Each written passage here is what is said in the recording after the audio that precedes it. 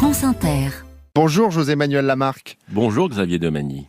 Chaque vendredi, le portrait d'une personnalité du monde de la mer et ce matin, une défenseuse de la vie marine.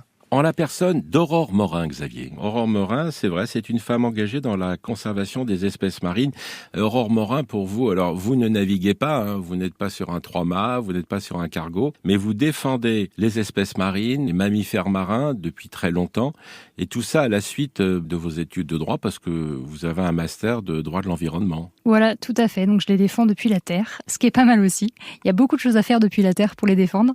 Mais effectivement, j'ai pris la décision de sortir de mes études de droit, non pas de me consacrer à une carrière d'avocat ou de magistrate, mais plutôt de rejoindre le milieu des ONG, donc des organisations non gouvernementales ou des associations, pour œuvrer du côté du lobbying vert et donc pour protéger les animaux. Même le lobbying bleu quand même. Et plutôt bleu, effectivement. Plutôt bleu, ouais. puisque vous êtes avec les mammifères marins. C'est ça. Et c'est tout un parcours, parce qu'en réalité, vous vivez dans le monde maritime sans naviguer. Exactement. Je navigue à travers les strates plutôt administratives, on va dire, mais c'est vrai que je collabore avec l'industrie du transport maritime. Les grandes institutions marines. Voilà, exactement, ou avec les associations professionnelles, des armateurs français notamment, mais européens aussi, pour essayer de discuter avec eux et de collaborer de manière à ce que l'industrie ait des pratiques plus vertueuses de protection de l'environnement et notamment de protection de la faune marine. Votre combat pour les mammifères marins, que ce soit les baleines, les dauphins, les orques, les phoques, c'est une réalité internationale. Aujourd'hui, il y a la pollution sonore sous-marine qui les trouble, il y a le transport maritime qui quelquefois risque aussi la collision avec les mammifères marins, mais c'est aussi la chasse à la baleine. Effectivement, c'est aussi malheureusement l'industrie de la chasse à la baleine reste sur la liste encore aujourd'hui en 2024 des activités qui posent problème et qui sont dangereuses pour les animaux. C'est une activité qui est encore pratiquée par 3 pays dans le monde. Lesquels ?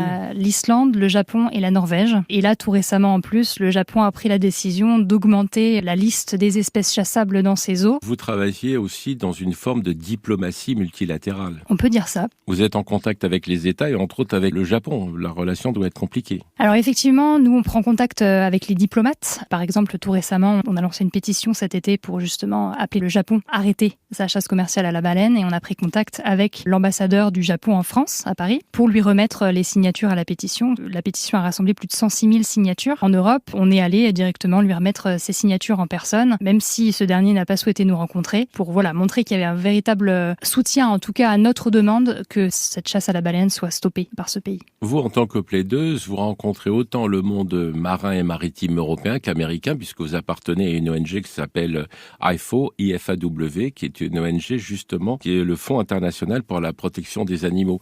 Qu'est-ce que le monde maritime pour vous ? Alors le monde maritime, moi je le vois plutôt comme un monde vraiment global, parce qu'on va dire que le transport maritime se fait sur toutes les mers du globe. En plus, les décisions sont prises vraiment à l'international dans une structure qui s'appelle l'Organisation maritime internationale, l'OMI, qui est une structure qui dépend des Nations Unies.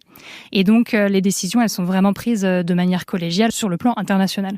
Même s'il va y avoir peut-être des différences au niveau des réglementations, qui vont être différentes en fonction du pays. Donc c'est plutôt sur ce plan-là que les différences vont se jouer, au niveau des réglementations qui vont être adoptées par certains et pas par d'autres. Et vous qui vivez dans le monde sous-marin, les gens de mer, on les appelle les mériens, les mériennes, et les autres c'est les terriens, les terriennes, vous vous sentez plus terrienne ou mérienne ? C'est une très bonne question. Je pense que de plus en plus je me sens mérienne par le fait d'être complètement plongée dans cet univers-là, tout en gardant les pieds sur terre. Qu'est-ce que représente l'océan pour vous ? Pour moi, l'océan, c'est un monde incroyable, qui est peuplé mais très mystérieux encore, puisqu'on a encore énormément de choses à apprendre. Je trouve qu'il est fascinant. Merci Aurore Morin. Un site internet ifaw.org. Bonne journée, Xavier Demagny. Et à lundi, José-Manuel Lamarque.